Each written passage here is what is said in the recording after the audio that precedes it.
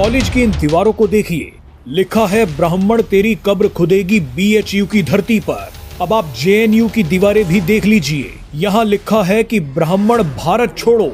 ये वो डिस्क्रिमिनेशन है जो जनरल कैटेगरी के बच्चे झेलते आ रहे हैं। आज जनरल कैटेगरी के बच्चे यही तस्वीरें PM मोदी और BJP को दिखा रहे हैं।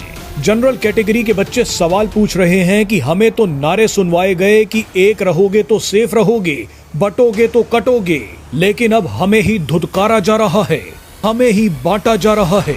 दरअसल केंद्र सरकार के तहत आने वाली UGC ने भेदभाव खत्म करने के लिए कॉलेज और यूनिवर्सिटीज में कुछ नए नियम लागू किए हैं, जिन्होंने पूरे देश में बवाल मचा दिया है।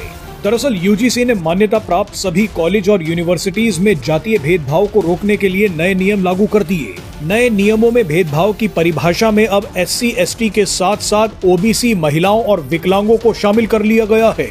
लेकिन हैरानी तब हुई जब जनरल कैटेगरी के छात्रों को भेदभाव से पीड़ित लोगों के दायरे में शामिल तक नहीं किया गया।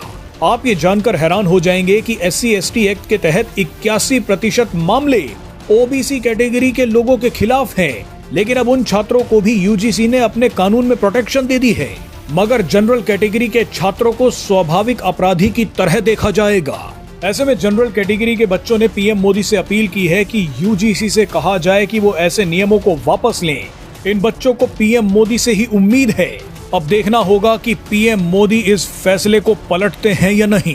नए नियमों के मुताबिक जनरल कैटेगरी के छात्र भेदभाव के आरोपी तो हो सकते हैं, लेकिन उसके पीड़ित नहीं हो सकते। ये मान लिया गया है कि जनरल कैटेगरी का अपमान नहीं होता, वो तो सिर्फ अपमान करते हैं। यानी देश में कितनी खतरनाक व्यवस्था तैयार हो रही है। SC/ST और OBC कैटेगरी वाले बच्चों के दिमाग में भर दिया जाता है कि तुम्हारा तो अपमान ही होगा, तुम हमेशा कमजोर रहोगे, तुम बिना रिजर्वेशन के कुछ कर ही नहीं पाओगे। फिर चाहे नीट जैसे एग्जाम में तुम्हारे -40 नंबर ही क्यों ना आ जाए, फिर भी तुम डॉक्टर बनने के सपने देख सकते हो।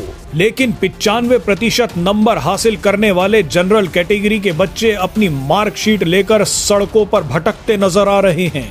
UGC के नए नियमों के मुताबिक SC/ST और OBC कैटेगरी के छात्रों ने अगर किसी जनरल कैटेगरी के छात्र पर यह झूठा आरोप भी लगा दिया कि हमारे खिलाफ जाति सूचक शब्दों का इस्तेमाल किया गया है, तो तुरंत जनरल कैटेगरी वाले बच्चे के खिलाफ एक्शन शुरू हो जाएगा। SC/ST OBC कैटेगरी वाला छात्र अगर झूठी शिकायत करता है, तब भी उसके खिलाफ कोई एक्शन नहीं होगा, उसे कोई सजा नहीं दी जाएगी। डराने वाली बात यह है कि अब अगर SC/ST OBC कैटेगरी के छात्रों को ये महसूस भी हुआ कि उनका अपमान हुआ है, तब भी वो कंप्लेंट कर सकते हैं।